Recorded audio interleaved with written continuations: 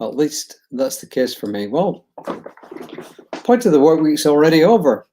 Having done a mediation, worked with a client, got some housekeeping work done. I mean, office housekeeping work. And had a busy day. Managed to take a break for 15, 20 minutes during the course of the day. So how's that? Today, of course, we have another reading. Welcome back once again. Science of Mind Magazine Daily Guides, courtesy of, I often forget to say this, Creative Life Spiritual Center in Spring, Texas. We're on Spring Studner Road. We are just east of the intersection between Spring Studner and Gosling. If you want to visit us, that is where our campus is. With that, let's get on with the reading. Whoops, if my computer behaved. No, come on. This is silly. All right, here we go.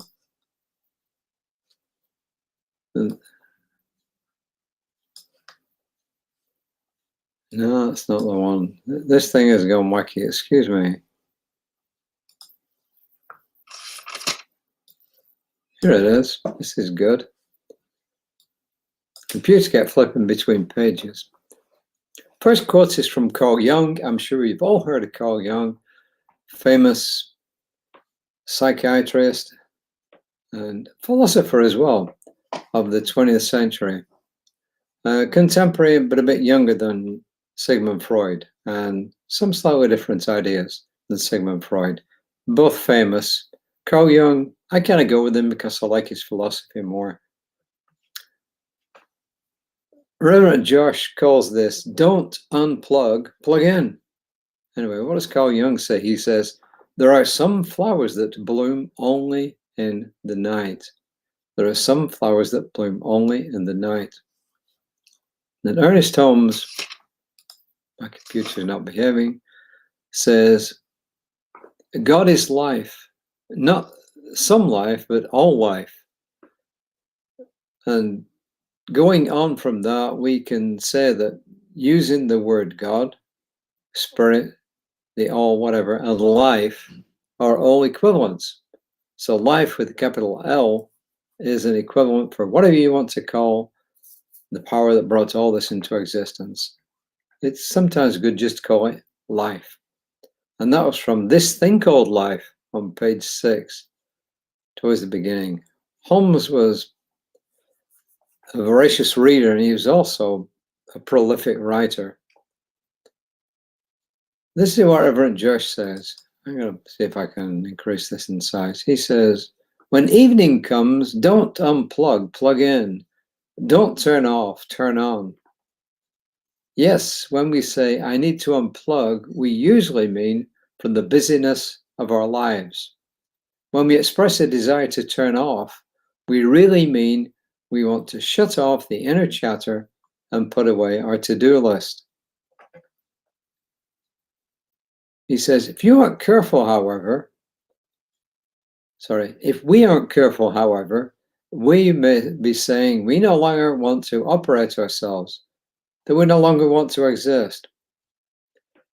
This leads to acts of escapism and perhaps using food or alcohol or the news feed to numb ourselves.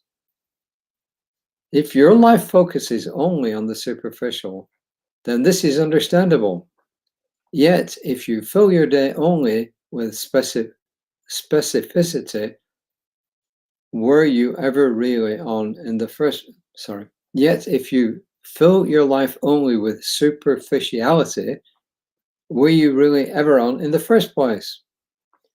Mindfulness is the tool that helps us plug into our soul, or our deeper level, if you like. Mindful journaling, resting, reading, watching, eating, celebrating, all require feeling, reflection, and focus. That tired part of you may protest, even believing that mindfulness will exhaust you. But the opposite is true. Only you can know if the evening activities you engage in are meant to awaken or numb you. He says, sometimes I get at home and I fix a strong drink, often as a way to celebrate something. But at other times, the purpose of the drink is to try to shut down. says you can engage in mindful streaming, scrolling, even just lying on the couch. Making sure you possess your consciousness during these activities keeps them from possessing you. So what do I make of all this? Well, sometimes I just want to chill out. But what he's saying is, I think that whatever we do, let's do it meaningfully and do it mindfully. So if I decide I've got time sometime during the day to take a nap, I'm going to do that, but I'm going to consciously know that I'm taking a nap. If I just want to chill out and play a game on my iPad, I'm going to do that, but I'm going to be consciously aware that that's what I'm doing.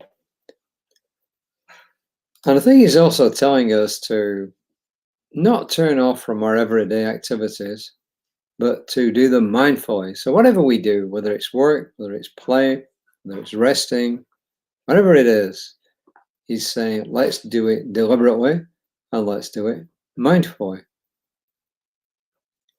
And actually, that's what the affirmation says. It says, today I engage in activities mindfully, feeling more alive, more myself, and more in the spirit.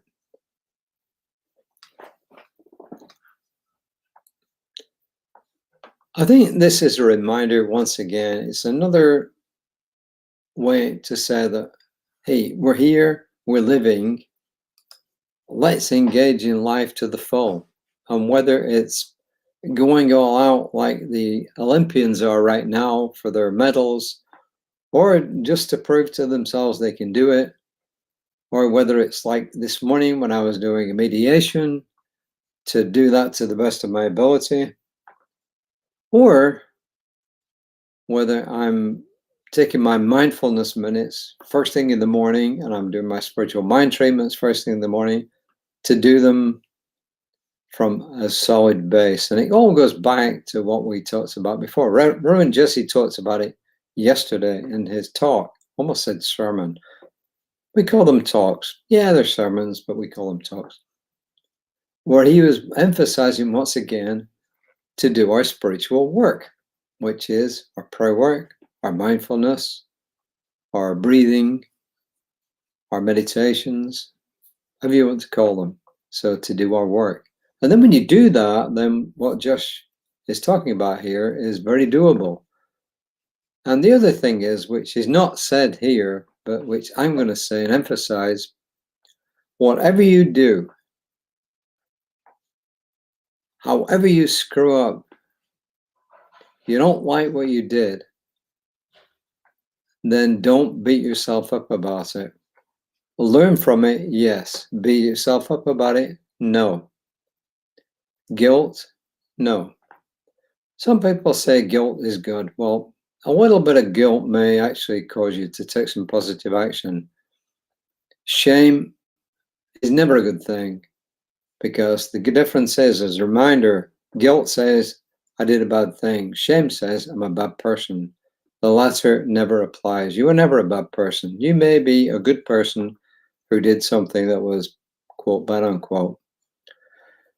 Bottom line is, do not beat yourself up about it. Admit when you make mistakes. Admit if you hurt somebody. Admit when you screw up, and then learn from it.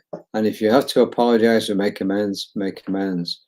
But accept yourself as you are, because in this moment now, whatever you've done in the past, you are a different person than you were even 10 seconds ago. So whatever you did in the past, whether it's a month ago, a year ago, decades ago, let it go. Just release it, let it go. And that's where I am with all this. So I gotta go because I have a bunch of things to do. I have to teach a class at 6:30. The class is still open. You can join tonight. There is a link in the description there on how to get signed up for the class. It's going to teach you how to do affirmative prayer, spiritual mind treatment. It is a good class. And we have some newbies on there, and we have some experienced people on there. So it's a great class to join. So, and you can still actually join up to next week.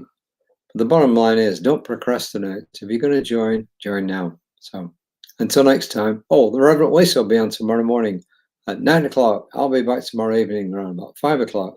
So until then, namaste.